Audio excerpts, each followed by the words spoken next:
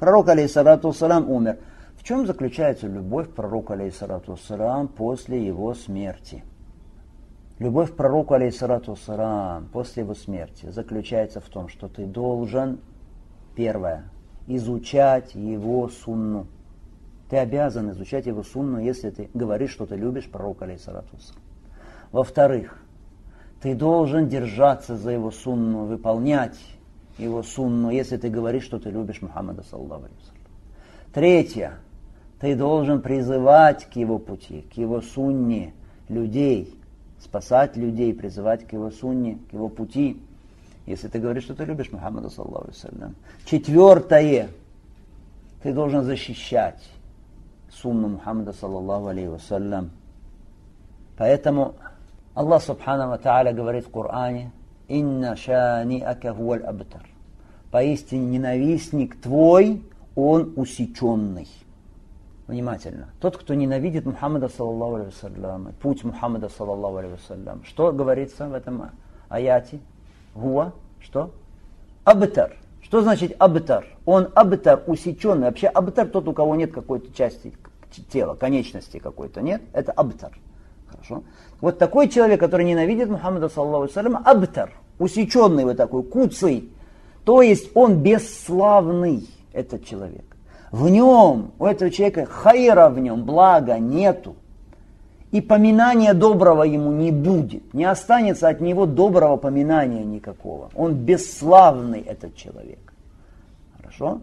Тот, который ненавидит сунну Мухаммада, саллаллаху алейхи вассалям, путь Мухаммада, саллаллаху алейхи вассалям, инна шаани гуаль абтар, поистине ненавистник твой, он вот такой бесславный, нет в нем блага. Отсюда мы делаем вывод теперь. Значит, наоборот, те, которые любят Мухаммада, саллаллаху алейхи вассалям, а любят это что значит? Что значит после смерти любить Мухаммада, саллаллаху алейхи вассалям? Говорит, я люблю, я люблю. И при этом совершать бид'аты, совершать новшества, искажать религию пророка, алейхиссалату вассалям, погрязать в ширке и говорить, я люблю. Или отмечать день рождения пророка, алейхиссалату вассалям. Это любовь к пророку, алейхиссалату вассалям. Любит, значит, изучает сунну раз, держится за нее два, призывает к ней три, защищает ее четыре.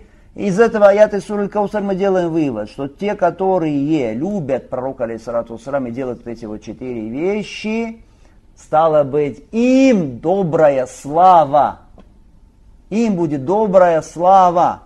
Посмотрите, ученые, имамы, 4 имама, Абу Ханифа, Малик, Шафи, имам Ахмад бин Хамбаль.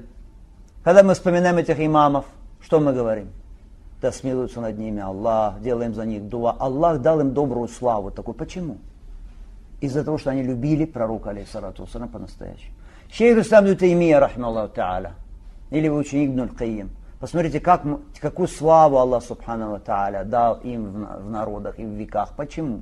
Из-за любви их к сунне. Сегодня наши шейхи, шейх ибн Баз, шейх Усаймин, шейх Аль-Альбани, рахимахуллаху та'аля, посмотрите, какую Аллах субхану ва та'аля дал им славу, как имя их везде звучит. Почему? Из-за их любви к сунне пророка, алейхиссалату вассалам, и поминания их. Поэтому Аллах субхану та'аля оставляет из-за того, что они изучали сунну, держались за нее, обучали ей, распространяли ее среди людей, защищали сунну пророка, алейхиссалату вассалам.